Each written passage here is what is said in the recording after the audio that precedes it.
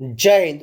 Only for exam ચેનલમાં તમારા દરેક મિત્રોનું હાર્દિક સ્વાગત છે. તો આજે આપણે વિડીયોમાં જોશું કે 50 મહત્વપૂર્ણ જનરલ નોલેજના પ્રશ્નો ભાગ નંબર 25. તો મિત્રો આજે હું તમારી સમક્ષ જે મિત્રો 1500 જનરલ નોલેજ મિત્રો જે પ્રશ્નો છે એની મિત્રો એક પીડીએફ ફાઇલ બનાવી છે મેં, એમાંથી દરરોજ તમારી સમક્ષ 50 પ્રશ્નો જે મૂકવાનો પ્રયત્ન કરું છું. તો આજે આપણે ભાગ નંબર 25 જોઈશું કે જે ગુજરાતની આવનારી કોઈ પણ સ્પર્ધાત્મક પરીક્ષાની અંદર તમને ખૂબ જ મહત્વપૂર્ણ ઉપયોગી નીવડશે, કે જેમાં ગુજરાતી સાહિત્ય, વિજ્ઞાન, ટેકનોલોજી, સામાન્ય જ્ઞાન બધા પ્રશ્નો તમને મળી રહેશે. તો જોઈએ મિત્રો પ્રશ્ન 1 કે નર્મદા નદીનું બીજું નામ શું છે? તો રેવા. શું નામ છે? રેવા. જોઈએ પ્રશ્ન આગળ કે ગુજરાતમાં સૌથી છેલ્લે સૂર્યાસ્ત કયા જિલ્લામાં થાય છે? તો મિત્રો ક્યાં થાય છે? તો જવાબ આવશે મિત્રો અહીંયા કયો જવાબ આવશે? કચ્છ જિલ્લામાં. મિત્રો કયા જિલ્લામાં થાય છે? કચ્છ જિલ્લામાં થાય છે. ગુજરાતમાં સૌથી છેલ્લે સૂર્યાસ્ત કચ્છ જિલ્લામાં થાય છે.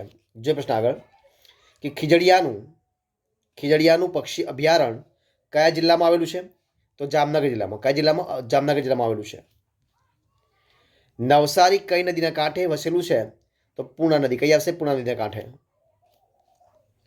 કચ્છની ઉત્તર સીમાએ મોટા રણનો વિસ્તાર ચોમાસાને અંતે કયા નગરની રચના કરે છે? તો સુરખાબનગર. કયું આવશે?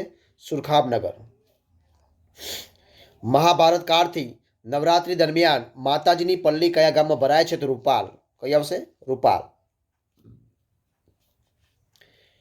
મંદિરોના નગર તરીકે કયા શહેરની ગણના થાય છે? તો પાલિતાણા. કઈ આવશે? પાલિતાણા.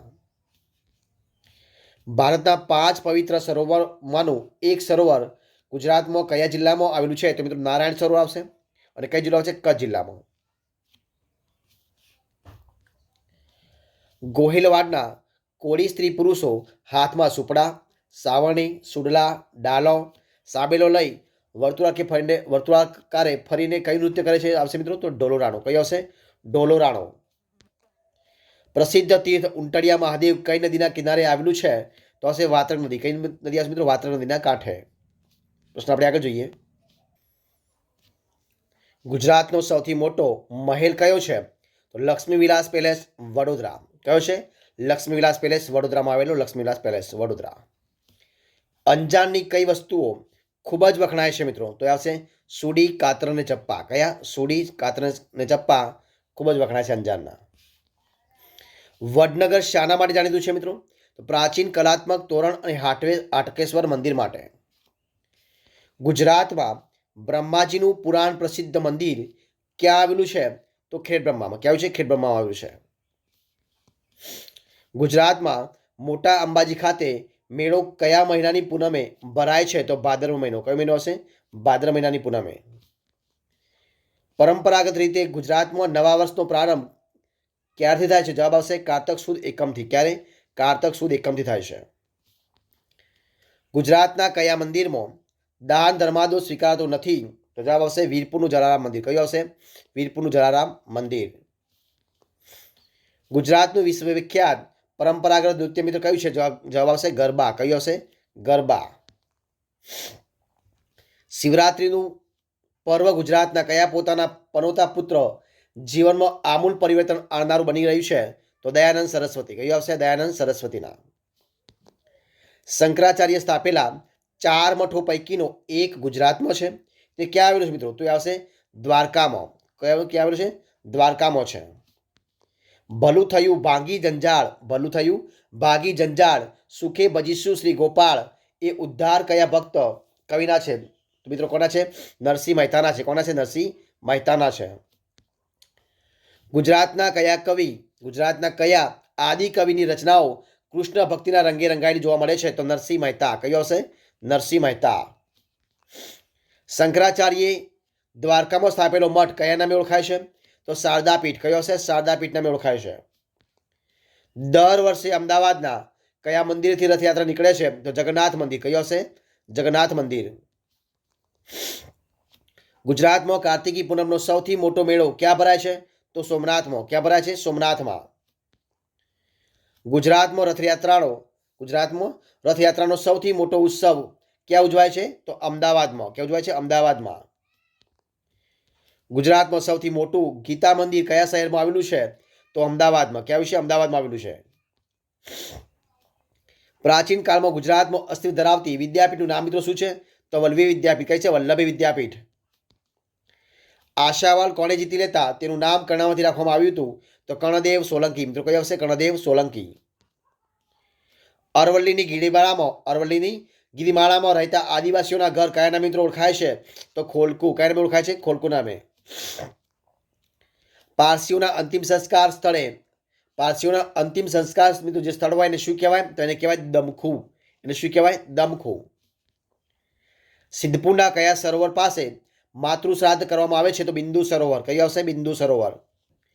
ઝૂલતા મિનારા ક્યાં આવેલા છે? તેનું મૂળ નામ શું છે? તો મિત્રો આ ઝૂલતા મિનારા આવે છે અમદાવાદમાં. ક્યાં આવે છે? અમદાવાદમાં આવેલા છે અને એનું મૂળ નામ છે સીદી બશીરની મસ્જિદ. શું નામ છે? સીદી બશીરની મસ્જિદનું મૂળ નામ છે.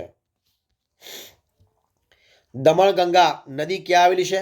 તો ગુજરાતની દક્ષિણ સરહદે. ક્યાં આવેલી છે? ગુજરાતની દક્ષિણ સરહદે આવેલી છે. સત્તાધાર નામનું ખ્યાતનામ તીર્થ કોની તપોભૂમિ તરીકે ખ્યાતનામ છે? તો સંત દાતાગીગા અને આપાગીગા. કઈ આવશે? સંત દાતાગીગા અને આપાગીગાની. પ્રશ્ન આપણે આગળ જોઈએ. 12 જ્યોતિર્લિંગોમાંનું પ્રથમ જ્યોતિર્લિંગ ગુજરાતમાં ક્યાં આવેલું છે? તો સોમનાથમાં. ક્યાં છે? સોમનાથમાં. ગુજરાતના કયા શહેરની બાંધણી દેશભરમાં પ્રસિદ્ધ છે? તો જામનગર. ક્યાંની છે? જામનગરની. વિશ્વવિખ્યાત જેસલ તોરણની સમાધિ કચ્છ જિલ્લામાં ક્યાં આવેલી છે? તો અંજારમાં. ક્યાં આવી છે? અંજારમાં. શ્રી રંગ અવધૂતનો આશ્રમ ક્યાં આવેલો છે મિત્રો? તો આવેલો છે નારેશ્વરમાં. ક્યાં આવેલો છે? નારેશ્વરમાં આવેલો છે. ભગવાન શિવના કેટલા અને કયા કયા જ્યોતિર્લિંગ ગુજરાતમાં આવેલા છે? તો 2 સોમનાથ અને દારૂકાવન. 2 સોમનાથ અને 1 દારૂકાવન. કૃષ્ણ મિત્ર સુદામાનું એકમાત્ર મંદિર ક્યાં આવેલું છે? તો પોરબંદરમાં. ક્યાં આવેલું છે? પોરબંદરમાં. પ્રસિદ્ધ જલારામ મંદિર ક્યાં આવેલું છે મિત્રો? તો વીરપુરમાં. ક્યાં આવેલું છે? વીરપુરમાં. ચોટીલા ડુંગર ઉપર કયું પ્રસિદ્ધ મંદિર આવેલું છે? તો ચામુંડા માતાનું. કોનું આવેલું છે? ચામુંડા માતાનું. ભુજ પાસે કયું પ્રાચીન ધાર્મિક સ્થળ આવેલું છે? તો કોટેશ્વર મંદિર. કયું આવેલું છે? કોટેશ્વર મંદિર આવેલું છે. ગુજરાતમાં એકમાત્ર બ્રહ્માજીનું મંદિર ક્યાં આવેલું છે? તો ખેડ બ્રહ્મા. કયું આવશે? ખેડ બ્રહ્મા. દાઉદી વોરાઓનું ઉત્તર ગુજરાતમાં આવેલું તીર્થ સ્થળ કયું છે મિત્રો? તો આવશે દેલમાલ. કયું છે? દેલમાલ. ગુજરાતનું કયું સ્થળ સંત કબીર સાથે સંકળાયેલું છે? તો કબીરવડ. કયું આવશે? કબીરવડ. ગુજરાતનું કયું શહેર મહેલોના શહેર તરીકે જાણીતું છે? જવાબ આવશે વડોદરા. કયું આવશે? વડોદરા. શ્રી અક્ષર પુરુષોત્તમ સંસ્થાનું વડું મથક ક્યાં આવેલું છે મિત્રો? તો આવશે બોચાસણ. કયું આવશે? બોચાસણ. પ્રશ્ન આગળ જોઈએ આપણે કે નર્મદા અને ઓરસંગ નદીના સંગમ સ્થળે આવેલા પિતૃ તર્પણ માટે પ્રચલિત નગરનું નામ શું છે મિત્રો? જવાબ આવશે ચાણોદ. શું આવશે? ચાણોદ. ગુજરાતના કયા શહેરમાં ડુંગળી સૌથી વધુ પાકે છે? તો જવાબ આવશે મહુવા. તો મિત્રો આ પ્રમાણે અહીં આપણે જે 50 પ્રશ્નનો જે વિડીયો છે એ સંપૂર્ણપણે આપણે એને પૂરો કરીએ છીએ. જો તમને વિડીયો ગમ્યો હોય તો એને લાઇક કરો, કોમેન્ટ કરો, તમારા મિત્રોને વિડીયો શેર કરો અને છેલ્લે ચેનલમાં નવા હોય, ચેનલ સબસ્ક્રાઈબ ન કરી હોય તો only for exam channel subscribe કરવા માટે વિનંતી છે. અને મારા આ વિડીયોને પહેલાંથી અંત સુધી જોવા માટે તમારા દરેકે દરેક મિત્રોનો હું દિલથી ખૂબ ખૂબ આભાર માનું છું. ફરી મળીશું એક નવા વિડીયો સાથે, નવા ટોપિક સાથે. ત્યાં સુધી બની રહો. જય હિન્દ, જય ભારત, બેસ્ટ ઓફ લક.